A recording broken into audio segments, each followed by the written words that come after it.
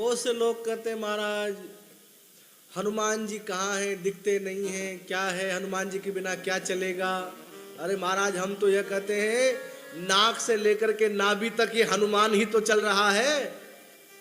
ये वायु क्या है? ये वायु महाराज साक्षात हनुमान जी है। और ये हमारे अंदर जो चेतना जल रही है ये भी हनुमान जी की वजह से ही जल रही है। आप लोग दीपक जलाते हो, दीपक को कांच की पेटी में बंद कर दो, दीपक बुझ जाएगा। अरे बुझ जाएगा कि नहीं बुझ जाएगा? थोड़ा सा छेद तो रखना पड़ता है, थोड़ा सा स्थान तो रखना। क्यों? क्योंकि वो पवन देव रूपी वायु वहां जाना जरूरी है। इसी प्रकार इस देह में भी जो चेतना रूपी ज्योति जली हुई है उसको जगाने का काम हनुमान जी महाराज कर रहे हैं। जैसे दीपक को भी जलने के लिए वायु की जरूरत होती है, ऐसे इस चेतना को जलने के लिए भी हनुमान रूपी वायु की आवश्यकता होती है। कोई माने चाहे न माने ये उसकी मर्जी है। लोग ऐसे ऐसे प्रश्न लेके आते हैं, महाराज भगवान बचाए। हमसे एक बार किसी ने पूछा, बोले महाराज हनुमान जी की तो पूंछ थी, हनुमान जी की मां के पूंछ थी कि नहीं? ऐसे ऐसे प्रश्न लेके आते हैं, भगवान बचाए महाराज। और किसी ने पूछा भाई फिर हनुमान जी की मां के नहीं थी तो फिर हनुमान जी की क्यों आई? ये भी बात तुम्हारी भारी है महाराज। पूछने वाले से हमने कहा तेरे दाढ़ी मूंछ है? बोले हाँ है। तेरी माँ के दाढ़ी में? बोले मेरी माँ के तो नहीं। तो फिर भाग यहां से। ऐसे ऐसे महाराज फिजूल प्रश्न। भगवान बचाए महाराज पूछने वालों से। तुमको नहीं मानना मत मानो, लेकिन अश्रद्धा मत रखो। हनुमान है ही, और हनुमान की किसी एक वर्ण का ठप्पा नहीं है।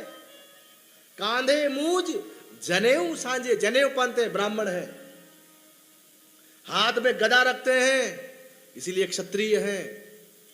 और विदेश गमन, लंका गए ना महाराज, विदेश गमन तो वेश्यों का काम है, तो लंका गए, कहीं न कहीं वेश्य का काम भी, जो व्यापारी काम वो भी उन्होंने किया विदेश गमन करके। और सेवक हनुमान जी से बड़ा कोई सेवक है क्या?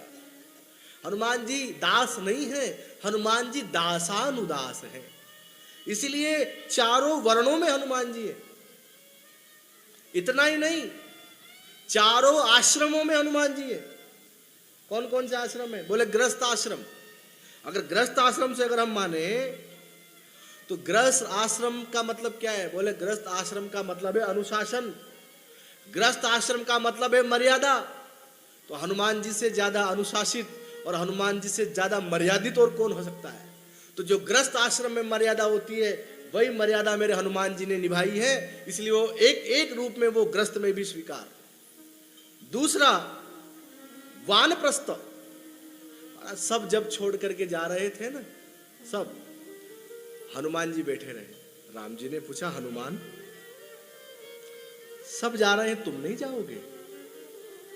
बोले प्रभु सब कहां जा रहे हैं? राम जी ने कहा ये सब साकेत को जा रहे हैं। अच्छा प्रभु वहां सब कुछ मिलेगा? बोले सब मिलेगा। अच्छा हाँ, वहां आपकी कथा मिलेगी? राम जी ने कहा देखो साकेत में सब है लेकिन मेरी कथा तो नहीं है। तो हनुमान ने कहा कि फिर इन सब को जाने दो, मैं यहीं रहूंगा।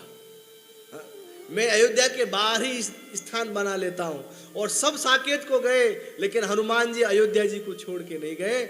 आज भी हनुमान गढ़ी के रूप में श्री अयोध्या जी में हनुमान जी महाराज विद्यमान है आज भी। तो उनसे बड़ा वानप्रस्थ कौन होगा? और ब्रह्मचर्य महाराज, हनुमान जी जैसा ब्रह्मचर्य न भूतो न भविष्यति, न पहले ऐसा हुआ है न आगे होगा। और सन्यास, बोले हनुमान जी जैसा सन्यास किसी का नहीं है। इसलिए हनुमान जी चारों वर्णों में है, हनुमान जी चारों आश्रमों में है और हनुमान जी चारों युगों में है।